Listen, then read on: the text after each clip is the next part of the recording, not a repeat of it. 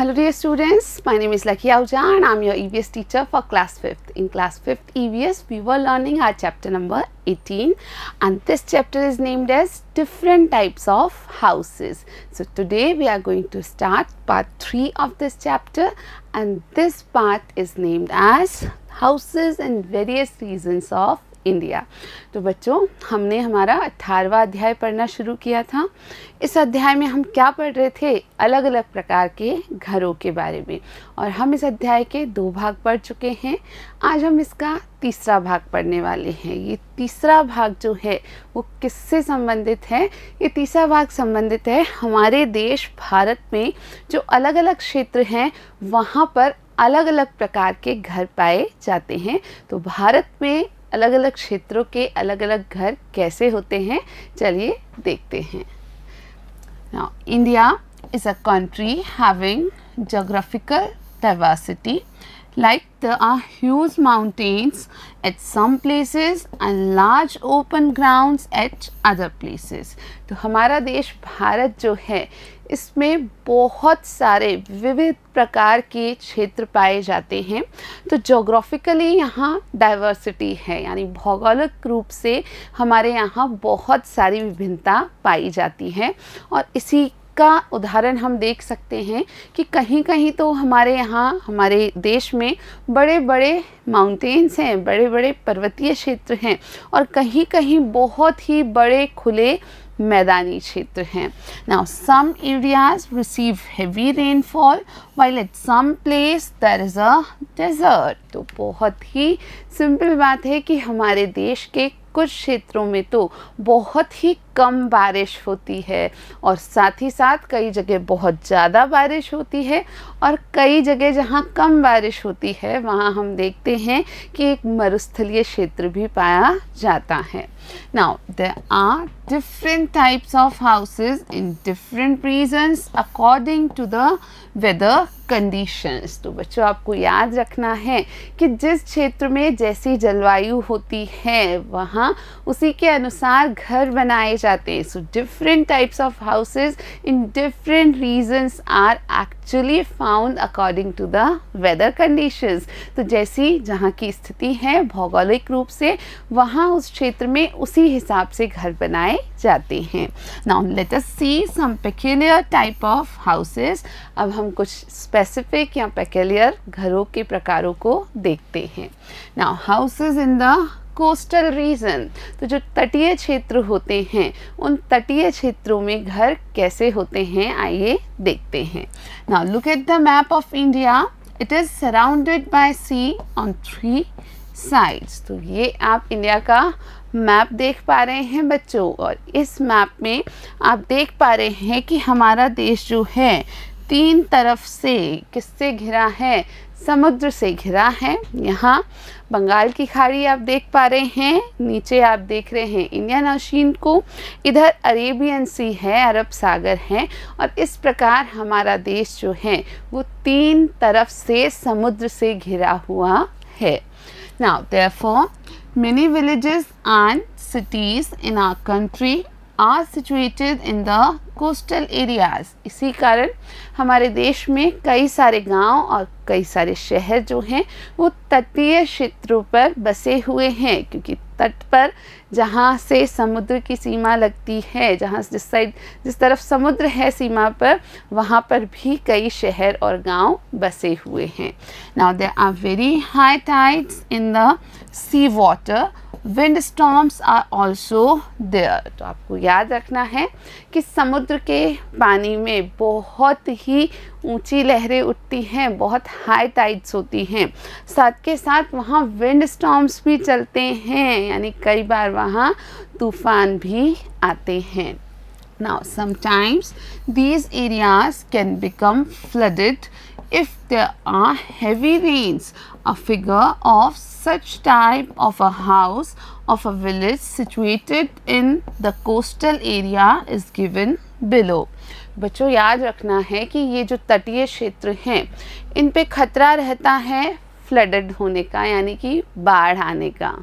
तो बच्चों, ये जो एरियाज़ हैं ये कभी भी बाढ़ग्रस्त हो सकते हैं। क्यों?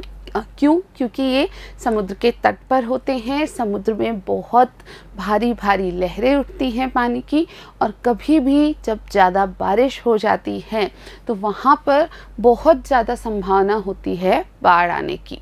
सो एक ऐसा फिगर यहाँ दिया है, एक चित्र दिया है जिसमें आप ऐसा एक गांव जो कि तटीय क्षेत्र पे है वहाँ के घर को देख पा रहे हैं। तो यहाँ आप देख रहे हैं ये बिल्कुल कोस्टल एरिया पर एक घर का चित्र यहाँ दिखाया गया है। तो क्या आप लोग ऐसे घर में रहते हैं? क्या आप तटीय क्षेत्र में रहते हैं? नहीं, क्योंकि आप में से सभी लोग राजस्थान के निवासी हैं और हमारा जो राज्य है वहाँ पर कोस्टल एरिया नहीं है। लेकिन जब हम कोस्टल एरियाज़ पर जाते हैं हमारे देश में तो इस प्रकार के घर हमें देखने को मिलते हैं। Now you have to observe and answer. What will happen if the walls of the house here are made of mud? तो बच्चों आपको देखना है, यहाँ आपको जब आपने भी चित्र देखा उसको देख के ये सोचना है, ये आंसर करना है that what will happen if the house here are made of mud? अगर यहाँ कोस्टल एरियाज़ में जो घर है वो मिट्टी के बने होंगे तो क्या होगा? So it's very clear, you are able to answer this. आप आसानी से सोच सकते हैं बच्चों कि क्योंकि ये ऐसे एरियाज़ हैं जहाँ पानी की लहरें आती रहती हैं घरों तक, तो अगर यहाँ घर मिट्टी से बनाए जाएंगे तो वो मिट्टी पानी के साथ बह जाएगी। So the mud will flow along the water only. तो इसलिए ऐसे क्षेत्रों में मिट्टी के घर नहीं बनाए जा सकते। Now second thing is why there is more use of wood in the construction of this house. तो ये जो घर आपने देखा वहाँ पर वुड का, लकड़ी का ज़्यादा उपयोग क्यों किया गया है? Again similarly we can answer, we can think that कि वुड को एक्चुअल में पानी का बहुत ज़्यादा नुकसान नहीं होता है। पानी की लहरें छूती हैं लेकिन वापस से जो वुड है, लकड़ी है, वो वापस से पानी को सोख करके और धीरे धीरे वापस एक प्रकार से पानी को एब्जॉर्ब कर लेती है और वापस से सूख जाती है। So that's why would is used more in these coastal areas. Now, the forest cover is reducing in our nearby areas. तो हम जानते हैं कि दिन ब दिन हमारे आसपास के क्षेत्रों में फॉरेस्ट कवर घटता जा रहा है, जो जंगल वाला क्षेत्र है वो घटता जा रहा है। Therefore, which materials can be used for the construction of houses instead of wood? तो उस चीज़ को देखते हुए कि क्योंकि जो लकड़ी से घर बनाए जा रहे हैं वो जंगलों को काट के लकड़ी प्राप्त की जाए। So we are getting the wood by cutting off forest only, और इस कारण से फॉरेस्ट कवर कम होता जा रहा है। So which materials can be use for the construction of these houses instead of wood? तो हम एक्चुअल में लकड़ी के अलावा कौन से मटीरियल्स का यूज़ यहाँ पर ले सकते हैं? So yes, there are some alternative materials like we can use hard bricks and we can use rocks, we can use cement. So these are the material which can be used instead of wood. Now, houses of hilly areas. After coastal areas, we can talk about the houses of hilly areas. Now, the states of our country like Himachal Pradesh, Jammu and Kashmir, etc. are the states with hilly regions. तो हम जानते हैं कि हमारे देश में कुछ ऐसे राज्य भी हैं जहाँ पर पहाड़ी क्षेत्र काफ़ी अधिक हैं। Now, कुछ एग्जाम्पल्स हैं जैसे कि हिमाचल प्रदेश है, जम्मू कश्मीर है। ये ऐसी जगहें हैं जहाँ पर कि जो पर्वतीय या पहाड़ी क्षेत्र है वो काफ़ी ज़्यादा हैं। Now there is more snowfall in these regions. The roofs of the houses in these areas are also sloping. तो आपको ध्यान रखना है कि इन क्षेत्रों में काफ़ी ज़्यादा स्नोफॉल होता है, बर्फ़बारी होती है, और इस कारण इन जगहों पर, इन क्षेत्रों में जो रूफ होती हैं, जो छत होती हैं, वो स्लोप वाली होती हैं, ढलान वाली होती है। So here you can see in this picture that the roof of these houses are sloping. तो ये ढलान वाली रूफ जो हैं वो यहाँ क्यों होती हैं? Let's talk about it. You have seen that the materials like rock, sand, wood, iron, etc. are used for the construction of houses. So we know कि जो घर बनाए जाते हैं, उन घरों को बनाने के लिए क्या क्या यूज़ होता है। जनरली रॉक्स यूज़ होते हैं, सैंड, वुड, आयरन, ठीक है ना, इन सभी मटेरियल्स को यूज़ किया जाता है। मिट्टी का, लकड़ी का, लोहे का, इन सब का इस्तेमाल घरों को बनाने में किया जाता है। However, there are some places in the world where these materials are not available at all. कुछ ऐसी जगहें हैं दुनिया में जहाँ पर ये सभी चीज़ें बिल्कुल ही अवेलेबल नहीं हैं, उपलब्ध नहीं हैं। ना वुड है, ना सैंड है, ना आयरन है, ना रॉक्स है। तो वहाँ पर कैसे घर बनाए जाते हैं? So let's see. There is snow everywhere in these places. ऐसी जगहों पर हर जगह सिर्फ और सिर्फ स्नो होती है, सिर्फ बर्फ़ ही बर्फ़ दिखाई देती है। A very less number of people live in these places and those who live there houses are made of snow. तो ऐसी जगहों पर बहुत ही कम लोग रहते हैं, और जो भी लोग यहाँ रहते हैं उनके घर किसके बने होते हैं? उनके घर स्नो के ही बने होते हैं, बर्फ़ के ही बने होते हैं। Now a figure of a house made of snow is given below. This is known as igloo. So here in this picture you can see a house which is made up of snow, and such house is called इग्लू। तो बच्चों, ऐसी जगहों पर जहाँ दूर दूर तक बर्फ़ ही बर्फ़ दिखती है, वहाँ बर्फ़ से ही घर बनाए जाते हैं, और ऐसे घरों को क्या कहा जाता है? इग्लू कहा जाता है। Now India is a land of different geographical characteristics. So we have seen that our country is a land of different geographical characteristics. हमारी देश में बहुत अलग अलग या विविध प्रकार के भौगोलिक क्षेत्र पाए जाते हैं।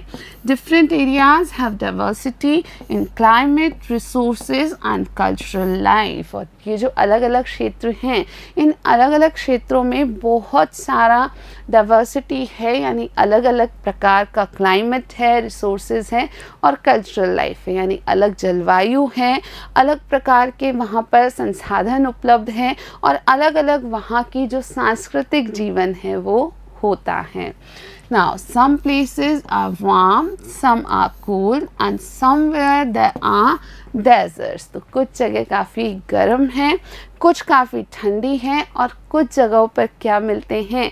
डेजर्ट्स मिलते हैं, मरुस्थल पाए जाते हैं। Like you can see here in this picture, just have a look at the desert. और डेजर्ट जो होते हैं वहाँ बहुत गर्मी पड़ती है, वहाँ दूर दूर तक आपको लोग नहीं दिखाई देते हैं, सिर्फ ऐसे आपको मिट्टी ही मिट्टी दिखाई देती है। Now somewhere there are snow covered mountains and somewhere there are dry cold plains. कुछ जगहों पर बिल्कुल एक प्रकार से बर्फ़ से ढकी हुई पहाड़ की ऊंची ऊंची चोटियाँ आपको नज़र आती हैं, और कई जगहों पर आपको बिल्कुल ठंडे, बिल्कुल सूखे प्रदेश, मैदानों वाले जो हैं वो नज़र आते हैं। Now in our country there is diversity in the sources of livelihood in different regions, and so is the diversity in the culture, traditions and customs. So हमने देखा कि क्योंकि हमारे देश में अलग अलग जोग्राफिकल डाइवर्सिटी है, ऐसे एरियाज़ हैं जो भौगोलिक रूप से बहुत अलग अलग हैं, उसी के साथ आपको ध्यान रखना है कि हमारे कंट्री में जो लाइवलीहुड के सोर्सेज हैं, यानी लोग अपना जीवन यापन करने के लिए जो काम करते हैं वो भी अलग अलग हैं, और इसी कारण जो कल्चर है, संस्कृति है, जो ट्रेडिशन है, जो कस्टम है, जो रीति रिवाज, जो प्रथाएं किसी भी क्षेत्र में हम देखते हैं वो बिल्कुल एक क्षेत्र से दूसरे क्षेत्र में अलग अलग देखी जाती हैं। Now there is a deep relation between the cultural life, ways of living and resources like food, water and shelter. तो हमें ध्यान रखना है कि गहरा संबंध है किसी भी क्षेत्र की जो कल्चरल लाइफ है, यानी वहाँ की जो संस्कृति है, वहाँ के रहने के तरीके, और वहाँ जो रिसोर्सेज, जो संसाधन उपलब्ध है, जैसे कैसा भोजन, कैसा पानी, कैसे रहने के स्थान किसी विशेष क्षेत्र में उपलब्ध है, उसी के अनुसार वहाँ के लोगों के रीति रिवाज, प्रथाएं और संस्कृति देखने को मिलते हैं। Now what we learnt in this chapter, let's see. So different types of materials are required for the construction of houses. That's true. घरों को बनाने के लिए अलग अलग प्रकार की सामग्री या मटेरियल चाहिए होते हैं, हमने ये इस चैप्टर में जाना. Now the houses are of different types depending upon the weather conditions, requirement and capability. तो जो घर होते हैं वो बिल्कुल अलग अलग प्रकार के होते हैं और किस किस पर निर्भर करते हैं, किसी स्थान विशेष की वेदर कंडीशन क्या है, यानी वहाँ की जलवायु कैसी है, वहाँ की क्या रिक्वायरमेंट्स हैं, वहाँ लोगों को क्या चीज़ों की ज़रूरत पड़ती है और लोगों की अपनी अपनी कैपेबिलिटीज़ क्या हैं, उसके बेसिस पर ही लोग अपने घर बनाते हैं. नाउ कॉमन शेल्टर्स, रेन बसेरा, are the temporary accommodation for the people who do not have their own houses. Yes, we talked about rain basera or those temporary shelters also in this chapter. तो rain basera क्या है? एक प्रकार की temporary accommodation है जो कि उन लोगों के लिए है जिनके पास अपना घर नहीं होता. तो ऐसे लोग जिनके पास खुद का घर नहीं है वो कुछ समय के लिए इन रेन बसेरों में अपना जीवन यापन कर पाते हैं. So dear students, this is all about this chapter. So today we finish part 3 of chapter 18. So we will be continuing with the practice questions of this chapter in our next part. Till then, thank you for watching.